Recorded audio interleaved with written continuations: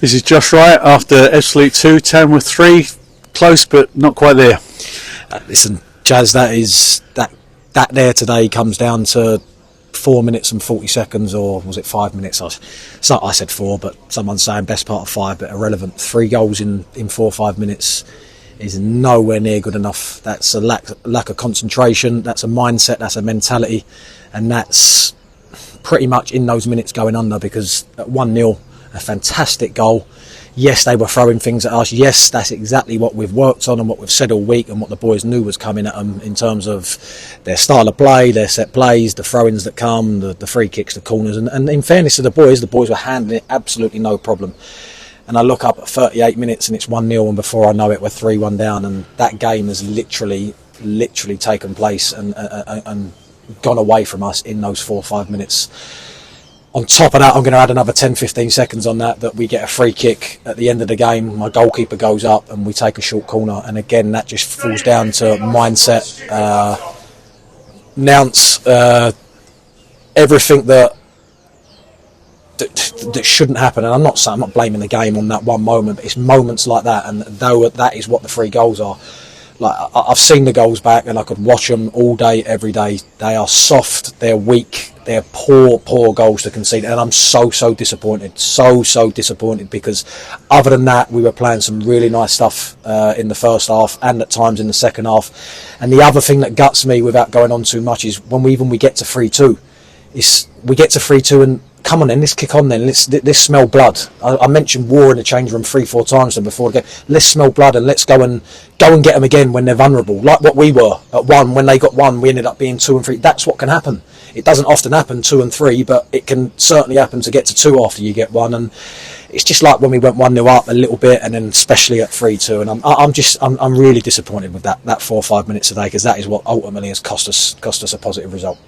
The 3 goals they scored, it was like 5 minutes of defensive fragility, but where did it come from? Because when you scored the goal, it was a great goal, a tremendous strike by George Moncur. That should have lifted the side, and you should have kicked on. Well, I think that's what the belief is, and I think that's the problem. I think the bottom line is I keep saying mental, but it's that belief. It's that, oh, hang on, we've got 1 here.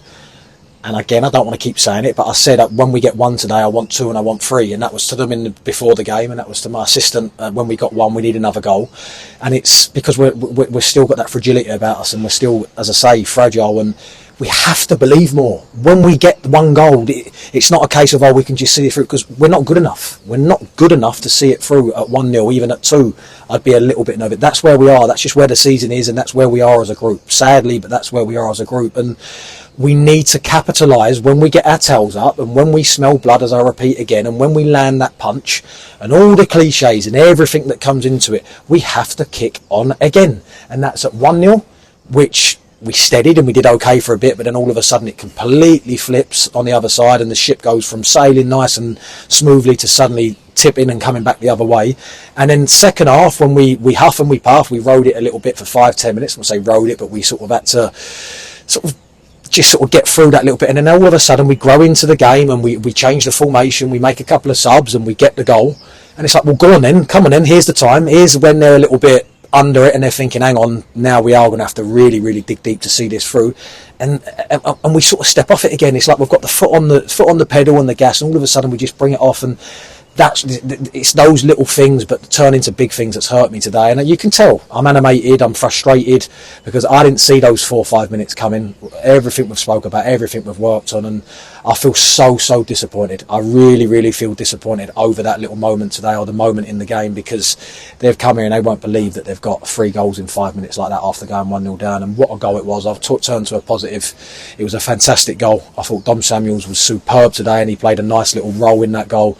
And Georgie, that's what Georgie does. And in terms of what I want more from him, I've been on him about him shooting. I had a bit of banter with him after the goal, because I want him to shoot more, because that's exactly what he can do. And I thought he was top drawer again today, and it's just a shame that we didn't build on that and kick on.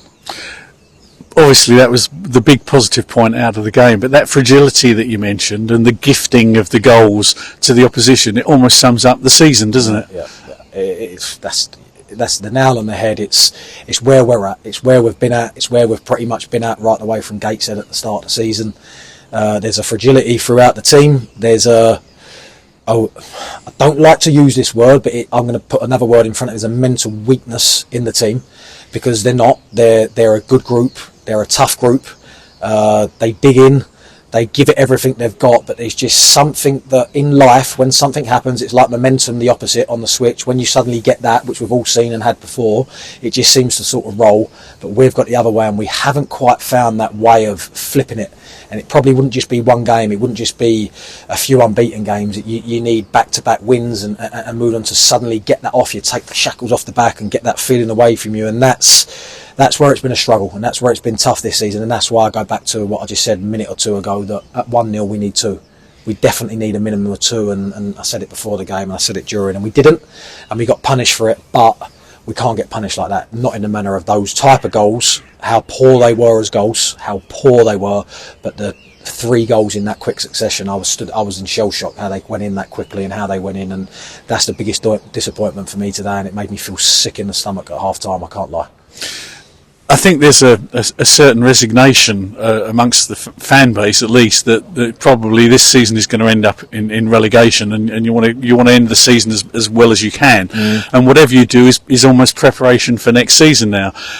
How much of being able to turn around that mindset are you going to be able to do between now and the end of the season? Or is it a case of, right, we're going to take the games as they come, then we're going to have a break, and we're going to regroup, start again, some changes to the playing staff, and we're going to start with a whole new mentality next season? No, well, I'll stress it strongly now. The boys know this, the place knows it. I'm looking at everyone. I'm looking at everyone every single day, whether they want to be here or they don't, which I believe they do.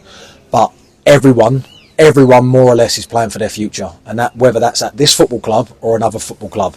You can talk about pride, you can talk about your personal accolades and everything else and what goes on your CV and what it boils down to, but everyone is playing for a future. Everyone is playing for food and drink on their table, whether it be for them, their partner, their families, their children.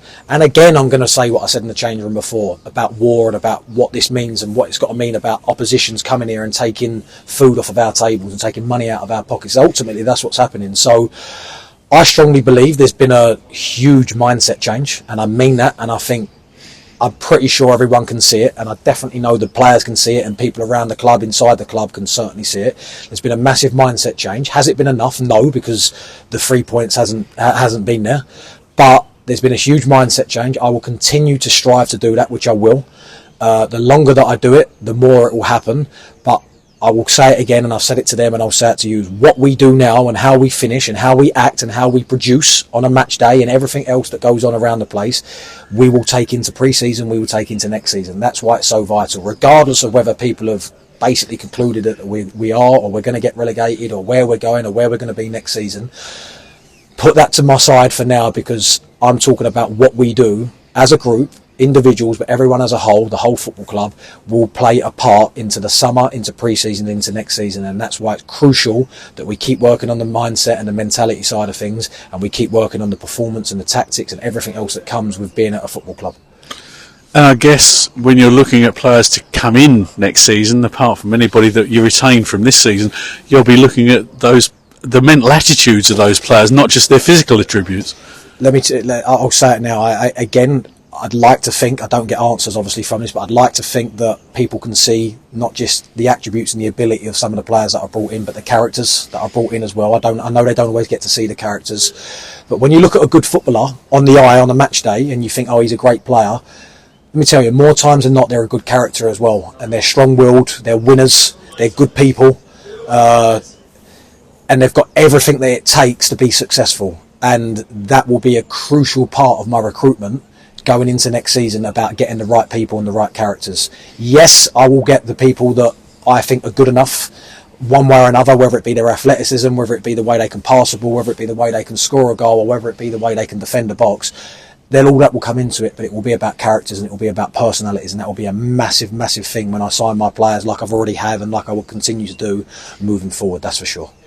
Good luck on Tuesday at Eastleigh. Maybe that'll be the day. Please God, Jazz. Please God. Thanks, Josh.